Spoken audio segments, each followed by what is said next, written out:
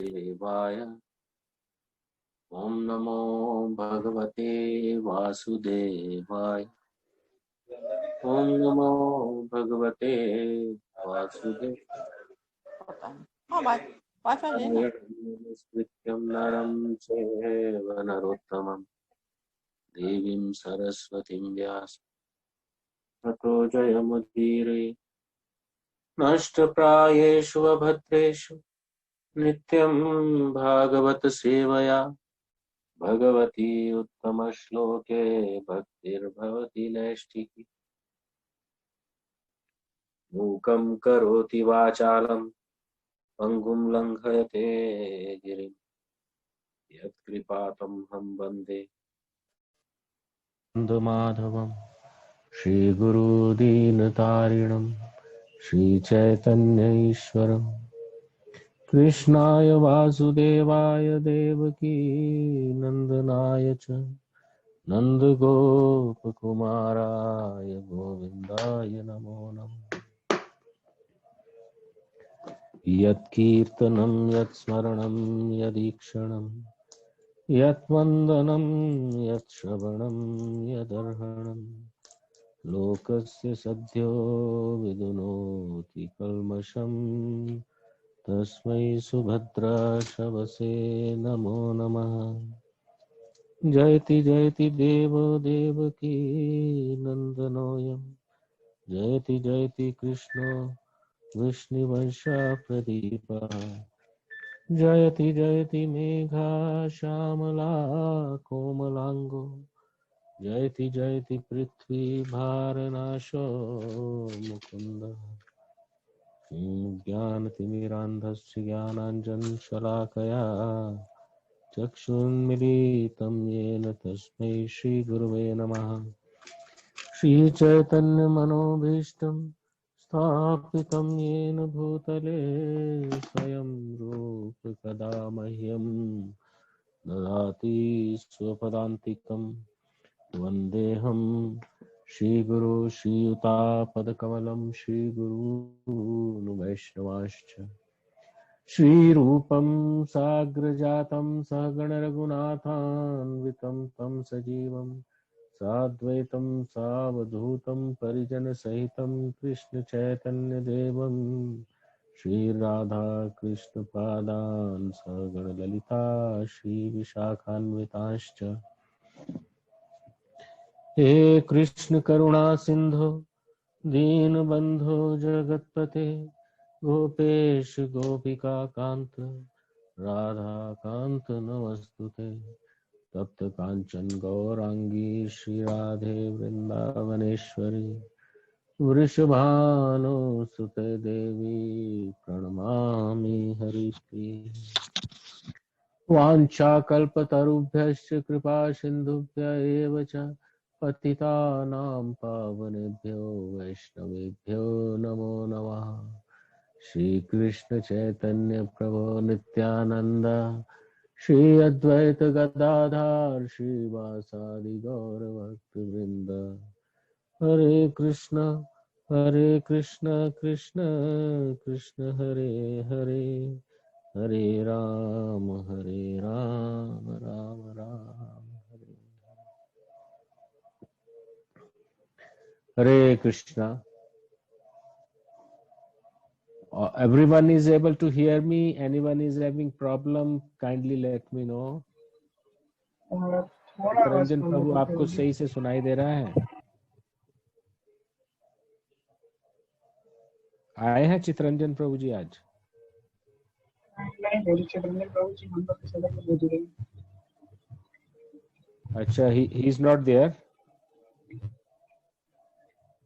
बाकी सबको सुनाई दे रहा है? Yes, प्रभु जी। Please confirm. डिवोटीज प्लीज, जिसको सुनाई नहीं दे रहा है एक बार फ्लैग कर सकते हैं, सो दैट यू नो हम लोग अरेंजमेंट करें कुछ उसके लिए। तो सभी भक्तों का इस संध्याकालीन सत्र में, जिसमें हम भगवान कृष्ण की लीलाओं के बारे में चर्चा करते हैं और हम पढ़ते हैं श्रील प्रभुपाद जी द्वारा लिखी हुई पुस्तक जिसका नाम है लीला पुरुषोत्तम भगवान श्री कृष्ण। हम इसके तीसरे अध्याय में पहुंच चुके हैं और तीसरे अध्याय में हम लोग भगवान के जन्म के बारे में अभी पढ़ रहे हैं। चश्मा लगा रही है। क्योंकि आपसे भौतिक शक्ति भी उद्भूत है, आप भौतिक शक्ति के उसी प्रकार मूल स्रोत हैं जिस तरह प्रकाश का स्रोत सूर्य है। सूर्य प्रकाश सूर्यमंडल को आच्छादित नहीं कर सकता। न आपसे उद्भूत होने के कारण भौतिक शक्ति आपको आच्छादित कर सकती है। आप भौतिक प्रकृति के तीनों गुणों में रहते प्रतीत होते हैं, किंतु वास्तव में ये तीनों गुण आपको आच्छादित नहीं कर सकते। इसे बड़े बड़े बुद्धिमान दार्शनिक जानते हैं। दूसरे शब्दों में, यद्यपि आप भौतिक शक्ति के भीतर प्रतीत होते हैं, किंतु आप उससे कभी आच्छादित नहीं होते।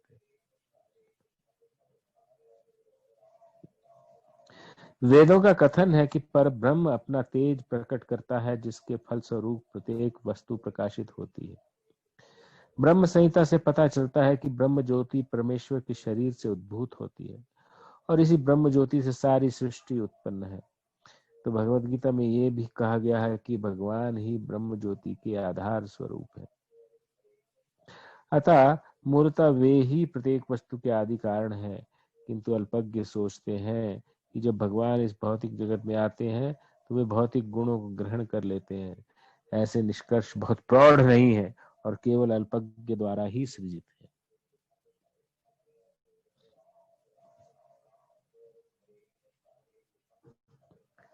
श्री भगवान प्रत्यक्ष तथा अप्रत्यक्ष रूप में सर्वत्र विद्यमान है। वे सृष्टि के भीतर भी हैं और बाहर भी हैं। कल भी हम लोग ये चर्चा कर रहे थे ना। तो वे केवल इस सृष्टि में गार्भोदक्षाई विष्णु के रूप में नहीं रहते, वे प्रत्येक परमाणु के भीतर भी हैं। परमाणु का अस्तित्व उनकी उपस्थिति के कारण ही है, जो कुछ भी विलग नहीं किया जा सकता। वैदिक सिद्धांत के अनुसार हमें परमात्मा अर्थात प्रत्येक वस्तु के मूल कारण की खोज करनी चाहिए, क्योंकि परमात्मा से पृथक कुछ भी नहीं है।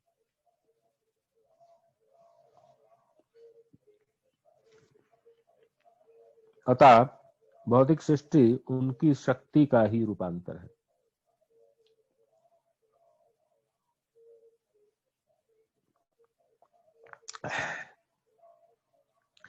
जड़ पदार्थ तथा जीवत शक्ति आत्मा भी उन्हीं से उद्भूत है।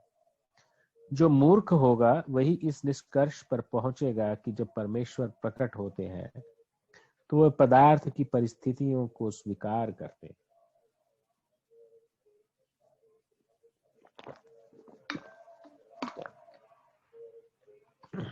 यदि प्रत्यक्ष रूप से वे भौतिक शरीर ग्रहण करने लगे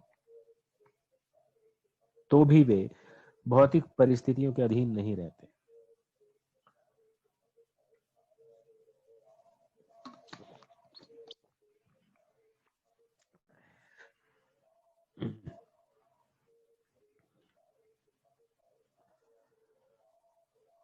अतः कृष्ण अवतरित हुए और उन्होंने भगवान के प्रकट तथा अप्रकट होने के समस्त दोषपूर्ण निष्कर्षों को ध्वस्त कर दिया।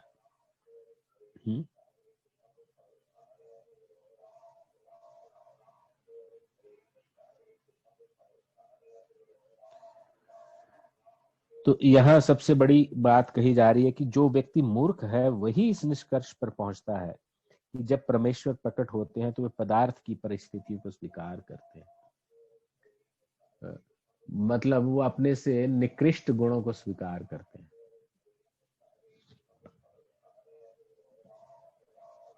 यदि प्रत्यक्ष रूप से वे भौतिक शरीर ग्रहण करते लगे भी तो भी वे भौतिक परिस्थितियों के अधीन नहीं रहते। मनुष्य जो है भौतिक परिस्थितियों के अधीन रहता है। अतः कृष्ण अवतरित हुए और उन्होंने भगवान के प्रकट तथा अप्रकट होने के समस्त दोषपूर्ण निष्कर्षों को ध्वस्त कर दिया, क्योंकि जो सब देख ही रहे थे सामने, तो ऐसे मनगढ़ंत भगवान के प्रकट तथा अप्रकट होने, मतलब अंतर्ध्यान होने में और उनका जो अवतार लेने में जो भी लोगों ने ऐसे मनगढ़ंत निष्कर्ष लगाए हुए थे, उसको ध्वस्त कर दिया। हे स्वामी, आपका अवतार स्थिति तथा तिरोधान सारे भौतिक गुणों के प्रभाव से परे है। चूंकि आप प्रत्येक वस्तु के नियामक तथा परब्रह्म है, अतः आप में कुछ भी अकल्पनीय या विरोध मूलक नहीं है। जैसा कि आपने कहा है कि प्रकृति आपकी अध्यक्षता में उसी तरह कार्य करती है जिस तरह कोई सरकारी अधिकारी मुख्य कार्यकारी के आदेशों पर काम करता है।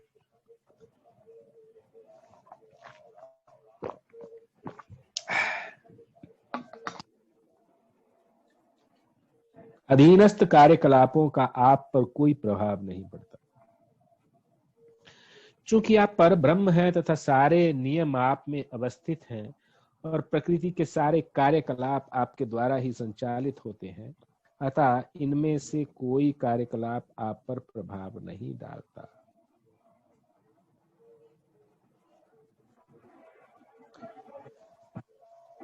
तो आप शुक्लम कहलाते हैं। शुक्लम का अर्थात धवल, तो परम सत्य का प्रतीकात्मक निरूपण है, क्योंकि भौतिक गुणों से यह अप्रभावित रहता है।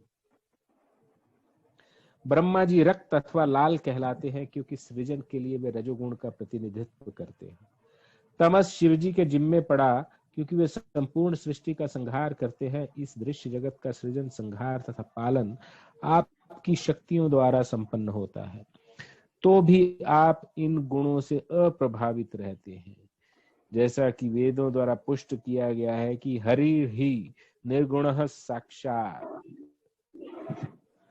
तो श्री भगवान सदैव ही समस्त भौतिक गुणों से मुक्त होते हैं।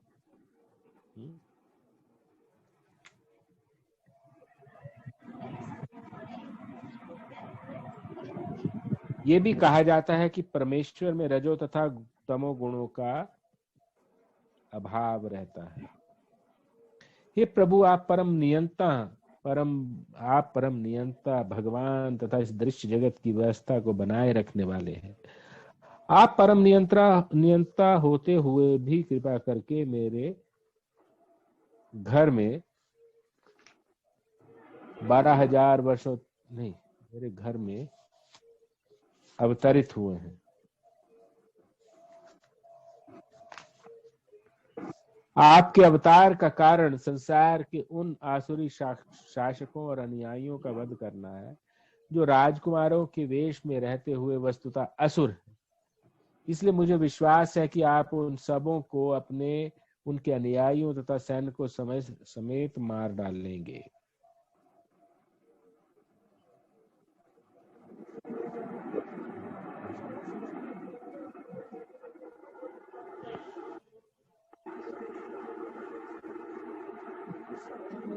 मुझे विदित है कि आप दुष्ट कंस तथा उसके अनुयायियों का वध करने के लिए अवतरित हुए हैं, किंतु ये जानकर कि आप उसे तथा उसके अनुयायियों का वध करने के लिए अवतरित होंगे, उसने आपके कई अग्रजों को मार डाला है।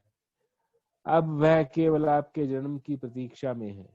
जैसे ही वह इसे सुनेगा, वह आपको मारने के लिए सभी प्रकार के अस्त्र शस्त्र लेकर उपस्थित रहेगा। तो वसुदेव की इस प्रार्थना के बाद कृष्ण की माता देवकी ने प्रार्थना की, है ना। तो वसुदेव जी ने पहले भगवान की स्तुति या प्रार्थना कर चुके, और बीच में, ठीक है, तो उसके पश्चात माता देवकी भी ये कृष्ण की प्रार्थना करने लगी। वे अपने भाई के अत्याचारों से अत्यंत भयभीत थी। देवकी ने कहा, हे प्रभु, वैदिक साहित्य में आपके अनेक शाश्वत अवतारों का मूल अवतारों के तौर पर वर्णन हुआ है।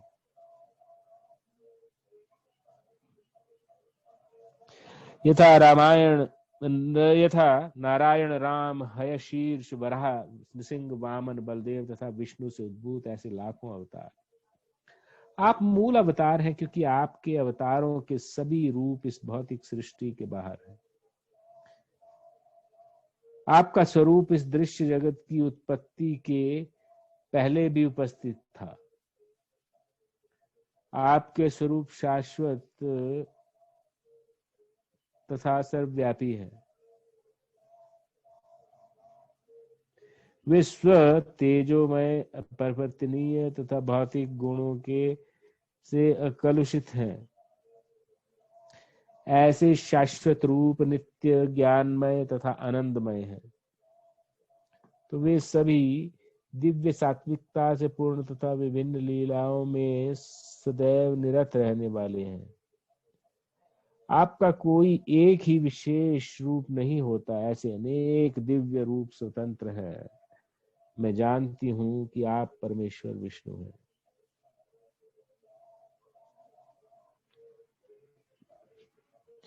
लाखों वर्षों के बाद ब्रह्मा के जीवन का अंत होता है तो दृश्य जगत का विलय हो जाता है।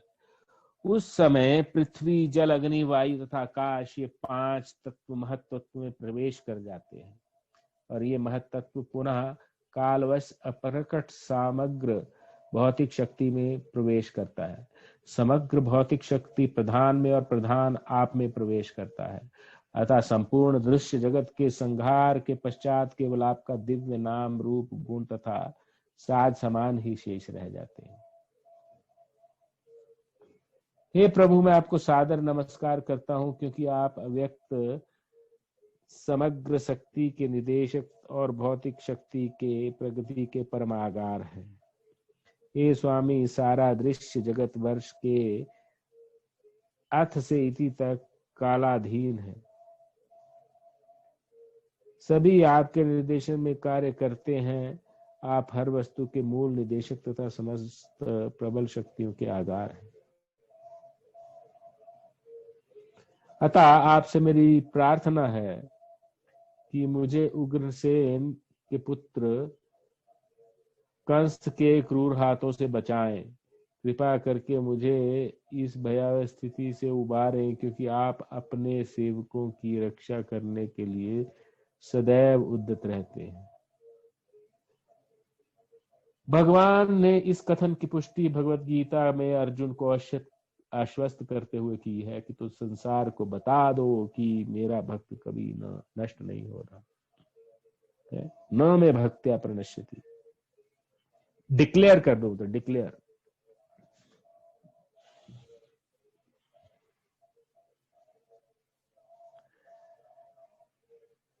तो इस प्रकार रक्षा करने के लिए प्रार्थना करते हुए माता देवकी ने अपना वात्सल्य व्यक्त किया। मुझे ज्ञात है कि आपके इस दिव्य रूप का दर्शन सामान्यतः ऋषिगण ध्यान में करते हैं, किंतु मैं अभी भी डर रही हूं। जो ही कंस को पता चल जाएगा कि आपका जन्म हो चुका है और वह आपको हानि पहुंचा सकता है। अतः मेरी प्रार्थना है कि आप इस समय हमारे भौतिक चक्षुओं से ओझल हो जाएं। दूसरे शब्दों में उन्होंने भगवान से प्रार्थना की कि वे एक सामान्य बालक का रूप धारण कर लें। आपके जन्म के कारण ही मैं अपने भाई कंस से भयभीत हूं। हे मधुसूदन, हो सकता है कि कंस को पता ना लगे कि आपके जन्म धारण कर लिया है, कि आपने जन्म धारण कर लिया है। अतः मेरी प्रार्थना है कि आप अपने इस चतुर्भुज रूप को जिसमें आप विष्णु के 4 चिन्ह शंख, चक्र, गदा तथा कमल धारण किए हैं, छिपा लें। हे प्रभु, आप दृश्य जगत के प्रलय के अंत में सारे ब्रह्मांड को अपने उदर में धारण करते हैं, फिर भी आप अपनी विशुद्ध कृपावश मेरे गर्भ में प्रकट हुए हैं।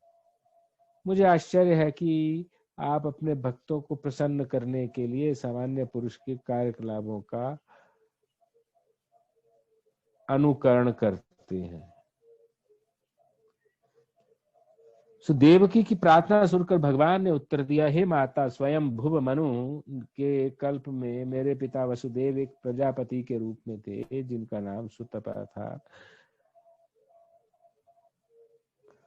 और आप उनकी पत्नी प्रश्नि थी। उस समय ब्रह्मा ने प्रजा बढ़ाने की इच्छा से आपसे संतान उत्पन्न करने के लिए कहा। आपने जिनसे अपनी इंद्रियों को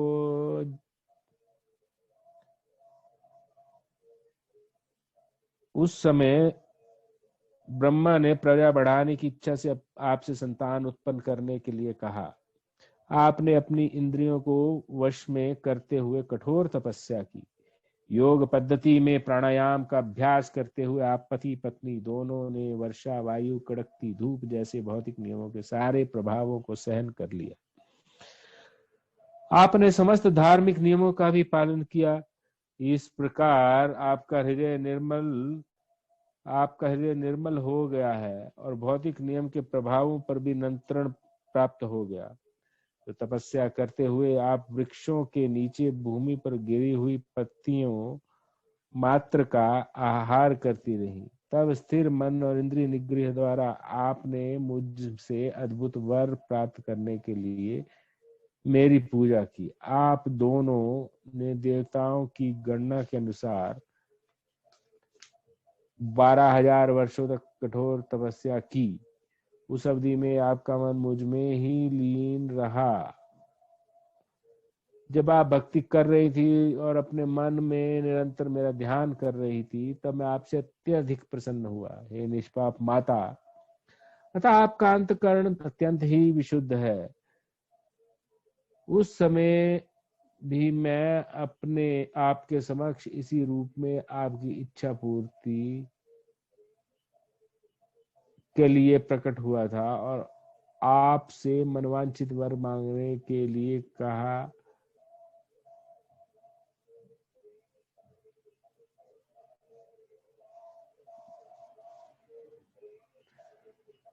उस समय आपने चाहा था कि मैं आपके पुत्र रूप में जन्म लूं। यद्यपि आपने मेरा साक्षात दर्शन किया था, तथापि आपने मेरी माया के प्रभाव के कारण व्यापक भवबंधन से पूर्ण मुक्ति न मांगकर मुझे अपने पुत्र के रूप में मांगा था। प्रभु जी, we'll stop here. Yes, Prabhuji, of course. So we will stop here. और anyone having any comments, questions, बारी बारी से पूछ सकते हैं।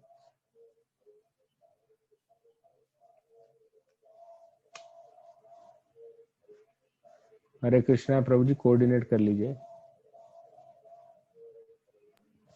हरे कृष्णा। अभी आवाज सबको जा रही है? आप सभी भक्तों को मैं इस कथा में स्वागत करता हूँ। आज सभी भक्त हमारे साथ जुड़े हुए हैं। कुछ परेशानी के कारण कुछ दिन एक दिन प्रभु जी लोग नहीं जुड़ पाए थे, तो आज होपफुली कृष्ण के कृपा से हम सभी एक साथ जुड़े हैं। तो आइए जन्मोत्सव को मनाते हुए हम क्वेश्चन आंसर की तरफ चलते हैं। तो आई रिक्वेस्ट आस्था माता ji to unmute yourself and speak. जी हरे कृष्णा प्रभु जी। हरे कृष्ण। हरे कृष्णा। जी, जैसा कि अभी हमने लास्ट लाइन्स में रीड किया कि श्री कृष्ण जी से उन्होंने स्वयं वरदान मांगा था माता ने उस जन्म में कि आप मेरे पुत्र रूप में जन्म ले। तो ये ईश्वर की इच्छा से उन्होंने मांगा था या ये उनकी स्वयं की इच्छा थी? वो मैं थोड़ा कंफ्यूज हो गई। क्या कंफ्यूजन हो गया आपको? कि जिन्होंने माता ने कृष्ण जी को अपने पुत्र रूप में मांगा था, जबकि उन्होंने साक्षात दर्शन किए थे ईश्वर के, तो ये ईश्वर की मर्जी थी कि उन्होंने पुत्र रूप में मांगा आगे के जन्म के लिए कृष्ण जी को, या ये उनकी स्वयं की इच्छा थी जो उन्होंने मांगी? माता जी देखिए, भगवान के अंदर में जो गुण है वो ही गुण मनुष्य में या जीवात्मा में भी माइन्यूट रूप में है। वो तो उसमें एक गुण है इंडिपेंडेंस। तो भगवान स्वराट है, मतलब संपूर्ण दृष्टिकोण में भगवान स्वराट है, मतलब इंडिपेंडेंट है, उनको मतलब उनका कोई रिपोर्टिंग अथॉरिटी नहीं है।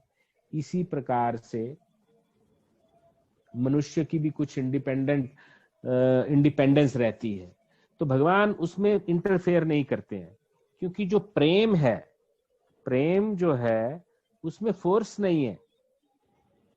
आप फोर्स करके किसी को प्रेम कराएंगे तो वो प्रेम नहीं कहलाता है। प्रेम होता है आपका खुद की इच्छा से, खुद की स्वतंत्रता से आप किसी को समर्पण करते हैं, इसको प्रेम कहा जाता है। खासकर एक्चुअली ये प्रेम जो शब्द है वो सिर्फ भगवान के लिए यूज होता है, कि भगवान के अर्चा विग्रह से प्रेम, इस तरह से भगवान से स्वयं प्रेम करना। तो सुतपा और प्रश्निगर्भ ने अपनी जो इंडिपेंडेंस है, थिंकिंग की जो कैपेबिलिटी दिया है, उसका यूज किया और उन्होंने भगवान से मांगा ये चीज। ये इंडिपेंडेंस होती है, क्योंकि वात्सल्य रस या वात्सल्य प्रेम में अगर आप भगवान से करना चाहते हैं तो आपको उनको पुत्र रूप में मांगना ही होगा। तो भक्त हमेशा भगवान से भगवान का संग मांगता है कि मेरे को कहीं भी आप रख दो, लेकिन आप मेरे संग में रहिए बस। तो ये जो क्वालिटी है, ये सुतपा और प्रश्निगर्भ ने स्वयं ही मांगी थी। प्रश्नि और सुतपा ने दोनों ने अपनी तपस्या छोड़कर घर चले आए और पति पत्नी के रूप में रहने लगे, जिससे वे साक्षात परमेश्वर को पुत्र रूप में उत्पन्न कर सके। उन्होंने उनके माता पिता बनने का वर प्राप्त करके, भगवान से उनके माता पिता बनने का वर प्राप्त करके प्रश्नि तथा सुतपा दोनों अपनी तपस्या छोड़कर घर चले आए, है ना।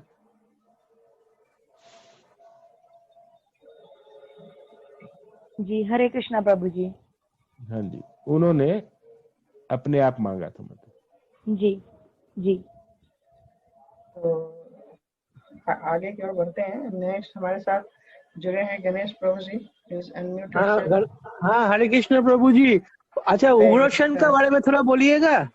उग्रसेन। हाँ जी, उग्रसेन, उग्रसेन आप बोला ना। उग्रसेन के बारे में क्या जानना चाहते हैं आप? मैंने डिटेल्स, मैंने हु इज द, मैंने क्या बोलेंगे, क्या कौन है, बोलिए थोड़ा। आपने प्रभु जी, हमने उस दिन लेक्चर दिया था तो मैंने पूरा जो हायरार्की शेयर किया हुआ है ना इंटरनेट पे, अच्छा अपना अच्छा, शायद व्हाट्सएप पे ना, उनका पूरा हायरार्की शेयर तब किया आप हुआ देख, है। आप पढ़ लेंगे तो देख लेंगे। आप खाली वो हायरार्की आप देख लीजिए, उसको मैंने शेयर ओके किया ओके था वो। ओके प्रभु जी, ओके ठीक है। हाँ। ओके, हरे कृष्ण। अंधक वंश और कौन सा था, भोज वंश, अंधक वंश, ये जो उनकी वंशावली मैंने शेयर की थी कि कौन कैसे आया है। अच्छा अच्छा, तो ये बात थी। देवकी कौन थी, अच्छा, कृष्ण कौन है, देवकी कौन थी, और वो कैसे लीनियज में आते हैं, तो वो लीनियज पूरा ऊपर से नीचे तक मैंने शेयर किया हुआ है। वो डेट कब है प्रभु जी, डेट कब बता सकते हैं?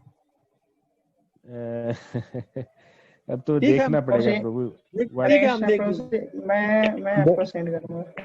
Okay okay, thank you. Okay, Hare Krishna. Okay okay. तो आइए आगे बढ़ते हैं। नेक्स्ट पूजा माता जी हमारे साथ में। हरे कृष्ण माता जी। हरे कृष्णा प्रभु जी, दंडवत प्रणाम। दंडवत प्रणाम। मेरा कोई सवाल नहीं है, मैंने कथा सुनी और बहुत अच्छा लगा, बस मैं रोज भी ऐसी सुनना चाहती हूँ। आज कोई सवाल नहीं है। हाँ, हमने माता जी इसीलिए सिंपल रखा है कि जो प्रभुपाद जी ने लिखा है ना, उसी को हम लोग पढ़ रहे हैं, और जहाँ थोड़ी बहुत एक्सप्लेनेशन की जरूरत पड़ती है, वेरी माइनर, तो वैसे ये कथा इसी उद्देश्य से शुरुआत की गई थी कि हमने बोला था कि प्रभुपाद जी की बुक पढ़ने का मौका जनरली मिलता नहीं है। क्या होता है कि हम या तो अलग अलग परिस्थितियों में रहते हैं और पढ़ नहीं पाते हैं, तो इस तरह से हमने ये प्लान बनाया था कि भक्तों के संग में रह करके हम बुक को पढ़ेंगे। तो उससे क्या होगा, कुछ एंड में प्रश्न उत्तर भी होंगे, तो सबकी अंडरस्टैंडिंग भी बढ़ेगी। प्रभुपाद जी ने बुक में क्या लिखा हुआ है उसे भी सुनेंगे हम लोग, और इस तरह से हम लोग प्रभुपाद, मतलब there is some progress in श्रवणम, सुनने में कुछ प्रोग्रेस होगी। जब सब लोग इकट्ठे होते हैं ना, तो इंटरेस्ट जो है ना मल्टीफोल्ड हो जाता है। इसीलिए हमने ये सोच करके प्रभुपाद जी का बुक रीडिंग सेशन रखा। और हम लोग संडे के दिन में 11 बजे भक्ति वृक्ष भी सेशन रखते हैं, जिसमें थोड़ी सी फिलोसॉफिकल डिस्कशन होती है। तो वो दूसरा फॉर्मेट है। ये सिर्फ हम प्लेन बुक पढ़ते हैं। जी नहीं, ये बहुत अच्छी चीज है, और ये हमें भी बहुत अच्छी लग रही है। मैंने और लोगों को भी फॉरवर्ड किया है। और वैसे भी श्रवणम और ये प्रभुपाद जी की एक सेवा ही है, उनकी पुस्तकों को पढ़ना। हाँ तो जी, ये बहुत अपॉर्चुनिटी है। क्योंकि हम लोग डिसाइड नहीं कर पाते हैं कई बार, थोड़ा एक चैप्टर पढ़ा, 2 चैप्टर पढ़ा तो बंद हो जाता है।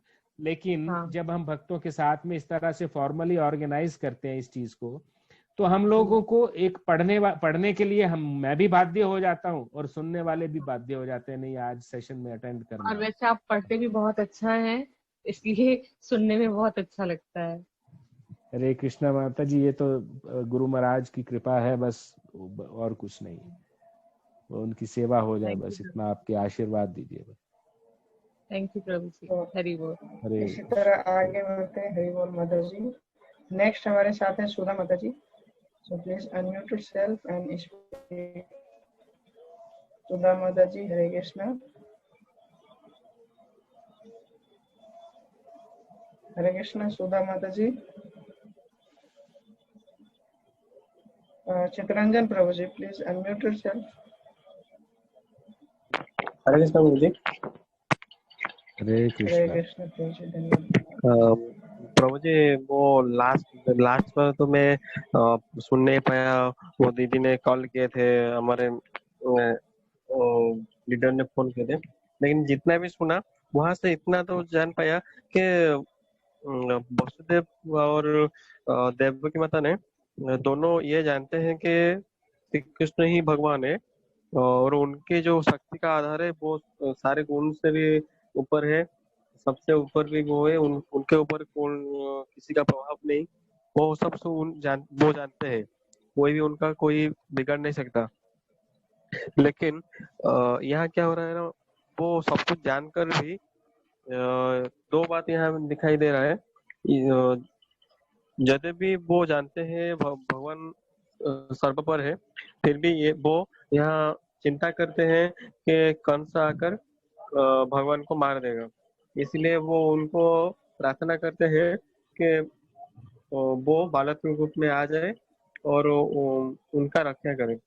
और सेकंड में देवकी माता ने उनको अपने भाई से बचाने के लिए भी अनुरोध करते हैं। यहाँ पर भगवान को बचाने के लिए बोल रहे हैं और खुद को भी बचाने के लिए बोल रहे हैं। मैंने ऐसे अवस्था में वो दोनों का काम कर रहे हैं। एक तो भक्त होकर भगवान को विनती करते हैं कि मेरे को रक्षा करो, और यहाँ माता बनकर और पिता बनकर बोलते हैं कि आप बच्चे हो जाइए, और नहीं तो आपके जो भाई लोग, वो 6 भाई लोगों को कंस ने मारा, वैसे आपको वो मारने के लिए आ जाएगा।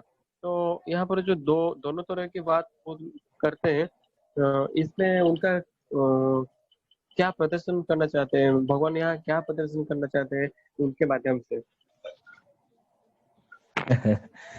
इस सिद्धांत को कहा जाता है अचिंत्य भेद अभेद तत्व।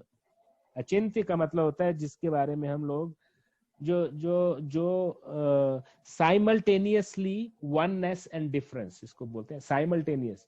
एक ही साथ में ऐसा लगता है, ऐसा भी है और डिफरेंस भी है। तो ये अचिंत्य भेद अभेद तत्व कहा जाता है।